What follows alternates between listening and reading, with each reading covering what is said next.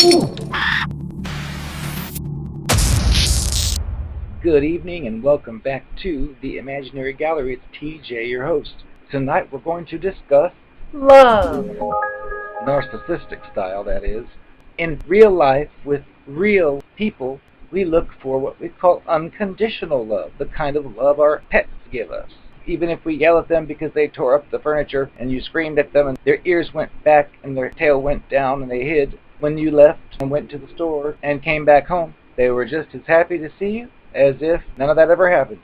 Wouldn't it be nice if people were so wonderful? As far as love goes, the only kind of love you'll get from the narcissistic creature would be something called conditional love. That can take the form of implied, such as if you say certain things, you get yelled at a certain way, you know that once you stop that discussion, this creature's going to be all lovey-dovey in your face, nibbling on your neck.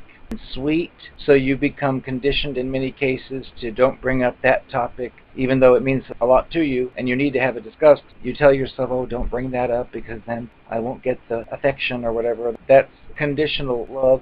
Or it could be straight outward and overtly spoken. I knew one that actually said seriously, if I'm going to be in a relationship with you, I have 3 rules. And these 3 rules were all to serve it. Basically, it didn't want someone to abuse it, it didn't want someone to cheat on it, and it wanted to be told it was beautiful every day. That's a narcissistic nightmare. And I was told this crap once, and I thought, sounds great for you, but it had said, if you do these 3 things, then I'll treat you like a king. And that just intuition-wise crumbled inside, and I thought, that sounds like a fake. That sounds like an actor. Which experience revealed it was. But at that moment, I could have said, you're an actor, you're acting, aren't you? And of course it would say, no, this is me. And you don't have anything else to go on, so it's easy to just go ahead and say, oh, all right, I was mistaken. Which we're normally not, though. When discussing love, first we need to discuss what exactly does that mean. Well, I've got a few definitions here from Merriam-Webster. Love. Definitions, I'll give a few. Strong affection for another arising out of kinship or personal ties. Attraction based on sexual desire. Affection and tenderness felt by lovers. Affection based on admiration, benevolence, or common interests. And what is benevolence? That is marked by or disposed to doing good. Organized for the purpose of doing good. Goodwill. More love definitions.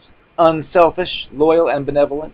Concern for the good of another, such as the fatherly concern of God for humankind, or brotherly concerns for others. So there are numerous definitions for the word love. I guess my favorite would be the unselfish, loyal, and benevolent, and the concern for the good of another, because with these creatures, they seem to be that. When you first meet them, they're concerned with every little thing that you have going on, and you may mistake that for love. In fact, these creatures often compensate because they don't have the ability to sit you down and have a heart-to-heart, deeply connecting conversation with you. Oh no, they'll make love to you and do some techniques on you that you really like, but they won't have those discussions. Or if they do have a discussion, it won't be a long one. It'll be just some phrase usually that you're supposed to hear and know exactly what it means and then respond accordingly. Little do these creatures know that's not the way things work. It's almost childlike, some of the ways they go about relationships and love. I knew of one that would be the equivalent of if you're a single lady and you run into this man and you've just gone through a horrible divorce because you had a cheating, lying, stealing husband, and this new man comes along, say he takes an interest in you, and you're flattered and you think, oh, that's great, but I'm just getting through this horrible divorce and I don't think I want to be attached to anybody anytime soon. But the person's persistent. It tells you things that sound childlike. Like, I can't help that I feel this way. I need to be with you. But imagine this person flirts with you and you're flattered, you go out with it once, and after 2 or 3 times more, it's talking about love, marriage, weddings, and stuff like that. And you think to yourself, wow, what's the hurry? Only to find a little bit later that this same person that you only went out with a few times and it's saying the L word, and then it's talking about being in love. And I've experienced this where I would be on my guard, so I would deliberately not really reveal a lot of personal anything. At first, I would just be on the surface to be safe, because you never know what you're going to deal with. I had deliberately not shared much of a person right at the start. And then, like after a few weeks, I'm in love with you. I can't help it. I think you're in love with what? I haven't given you anything yet. And so then it seems phony. It's like, what's the point? There's nothing to work towards. It's already there. Oh, well, it's fake with these creatures. They use that word because it means something to the rest of us. And if someone tells us they love us, well, we think, well, that's something to celebrate, even though it's fake. You'll see these types of scenarios like that man that you met that was so charming has been married 10 times. He's got 10 ex-wives. And you had that horrible marriage, so you're not too trusting, and you're wondering why this person, especially with that history, is trying to get you married right off the bat. Then you think, wait a minute, 10 wives, 10 divorces. Is this the way you go about it with everybody? And of course, they'll say no, but the answer is probably yes. You'll see these people looking at you seriously, like, Oh, yes, I'm serious. I want this to work.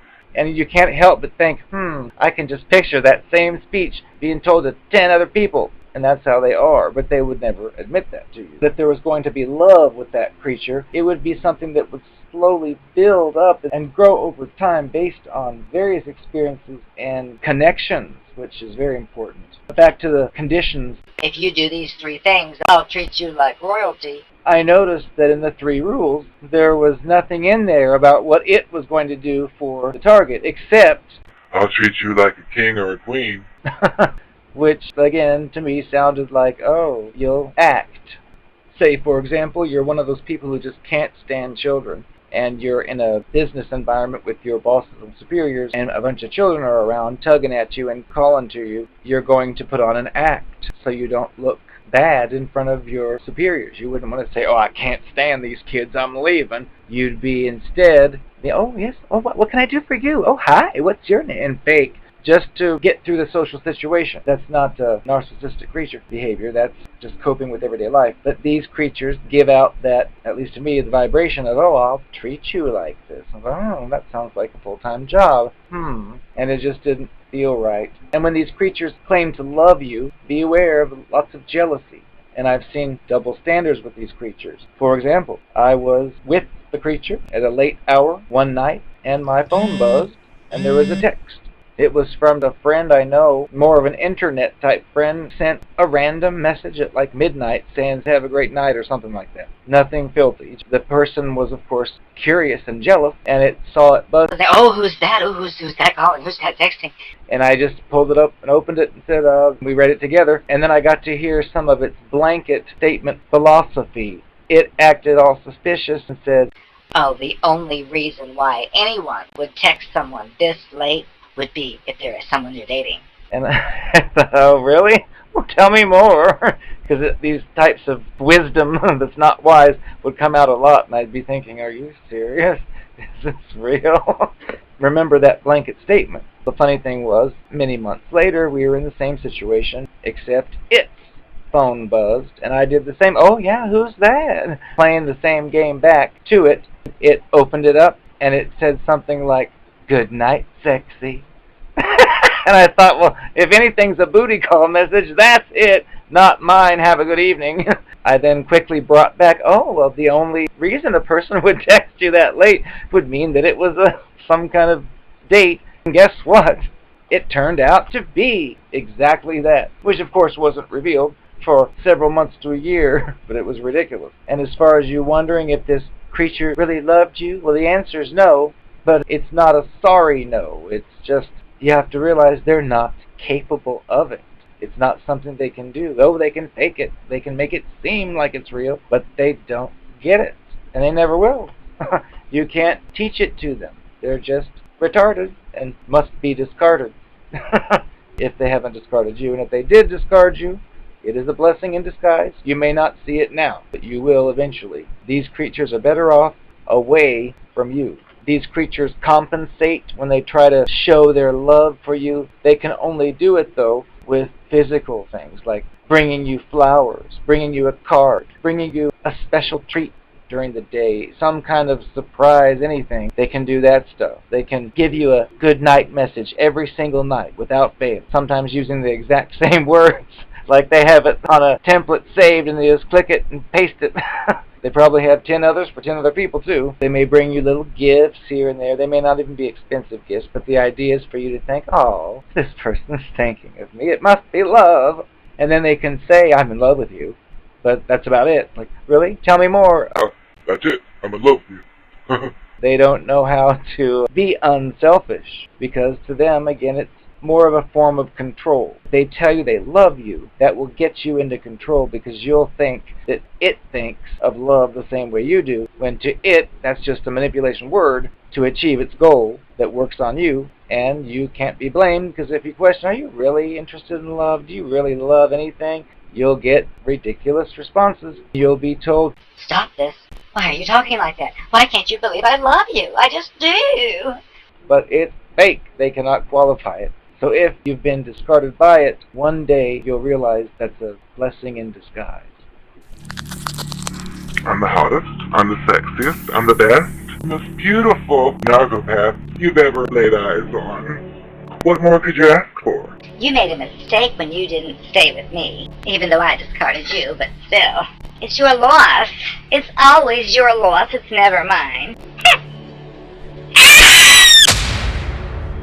I know you've probably spent a lot of time thinking about me and the stuff I did, like how I told you I was against cruelty to animals, but you happened to walk in on me smashing the bits out of that rat that one night and screaming. And you saw the way that I kicked the neighbor's dog, and I thought nobody was looking? And that kind of threw you off because you thought I was an animal lover? You had cognitive dissonance, didn't you? You put that out of your mind because it didn't go along with what I told you. Well, eventually it did, and by then I had to get out of there. I don't need questions. I don't need to be interrogated. Maybe I was an animal rights activist on Monday, and Tuesday I decided to kill some animals. None of your business. Everyone's different, you know. Stop and think about that before you judge me, you limp noodle. If it says Elvira. Well, then it's all right. That was the commercial I'm auditioning for. I think I'm the best one for it. Don't you, TJ? Aren't I the best? Whatever you say. Come on, you saw some of the putrid creeps that they had doing that. Ugh, I'm the best. You'll see. I'll win the audition, and then you'll have to eat your words. So, boo. Ooh.